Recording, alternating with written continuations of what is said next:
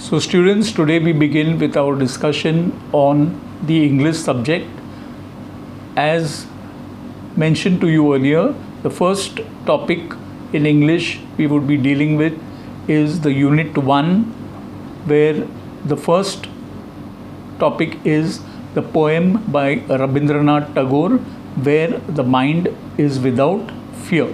So today I will explain the poem to you, and tomorrow, the next lecture, we will explain or look at the grammatical parts, explain the various figure of speeches used in the poem so that you understand the poem better. So now let's go in straight to the poem where the mind is without fear. It's a very beautiful poem written by Rabindranath Tagore. Now, all of us, there's not a single person who would not know Rabindranath Tagore, right? So Rabindranath Tagore has written many inspirational poems. He lived during the times of the British rule in India. That means he lived in colonial India. He was born in Kolkata, and he was the first non-European to win a Nobel Prize in literature. And the Nobel Prize that he won was for a collection of poems, a book on collection of poems called Gitanjali. The poem Where the Mind Without Fear is one of the poems from the book Gitanjali. Gitanjali is a collection of poems. It was originally written in Bengali, and later it was translated by Rabindranath Tagore into English, for which he had won the Nobel Prize in literature.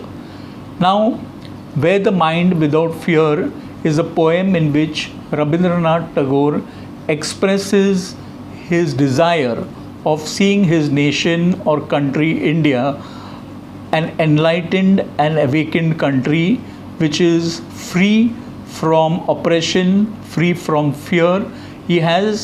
In this poem, he expresses his vision of India. So let us go to the poem. We'll look at a line by line explanation of the poem, and we will then go on in the next session with the explanation of the various figure of speeches and the grammatical part. So we begin right away with the poem.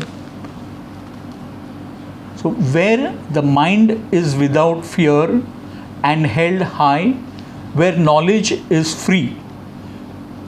So, Rabindranath Tagore is praying to the Almighty Father or to God, and in his prayer to God, he is requesting that, or he wishes that his countrymen should live in an atmosphere that is free from domination, free from fear of others.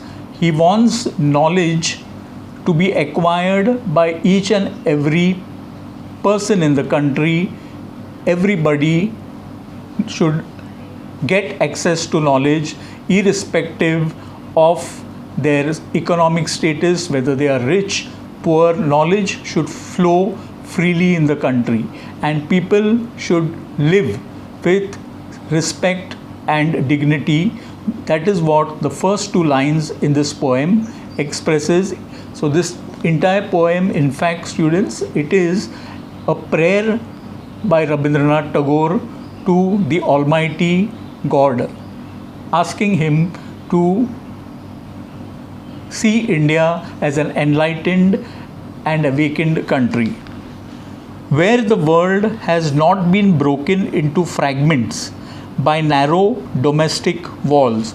So in his prayer, he asks God that I want a nation, or we want a nation which has not been divided on the basis of narrow thoughts, on the basis of religion, caste, on the basis of economic status. He doesn't want the world. He says, I want a nation where the world has not been broken, or the world is not broken into fragments, or the world is not divided on the basis of narrow domestic walls. Here, narrow domestic walls means he doesn't want the country to be divided on the basis of narrow mind thoughts like division of society on the basis of caste, on the basis of religion, on the basis of tradition. He wants a united nation where words come from the depth of truth, where tireless striving stretches its arms. So, towards perfection. So, the next two lines are where words come from the depth of truth and where tireless striving stretches its arm towards perfection. So, he wants his countrymen to be more truthful. He wants that whatever they speak should not be superficial. Whatever they speak should come from the depth of their hearts. They should speak the truth, be truthful, and they should strive and work hard to achieve perfection in whatever they do. He wants them to strive effortlessly, to put in a lot of struggle and achieve perfection.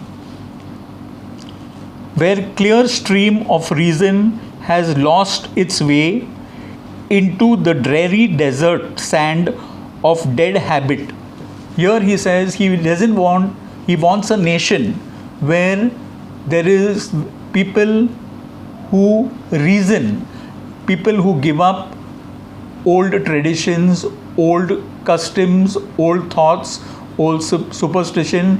He wants a country to be liberated from the old thoughts, old superstitions, old customs, so that there will be reason in everything that our countrymen do.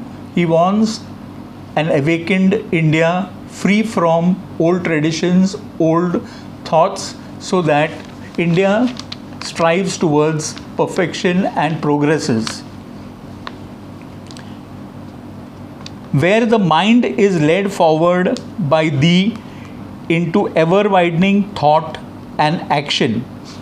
So he prays to the Almighty to guide the people of our country, to lead them to be open-minded. He wants the people of the country, or he wants his countrymen to be open-minded. In the end, he prays to the Almighty that there should be a nation, India, where there is freedom of thought, freedom of deeds, there is freedom in every sphere of life, so that India becomes self-sufficient, self-reliant in whatever they do. So this is the explanation of the poem Where the Mind is Without Fear. Students, tomorrow we will take up the grammatical portion or part of this chapter. Till then, take care and thank you all of you.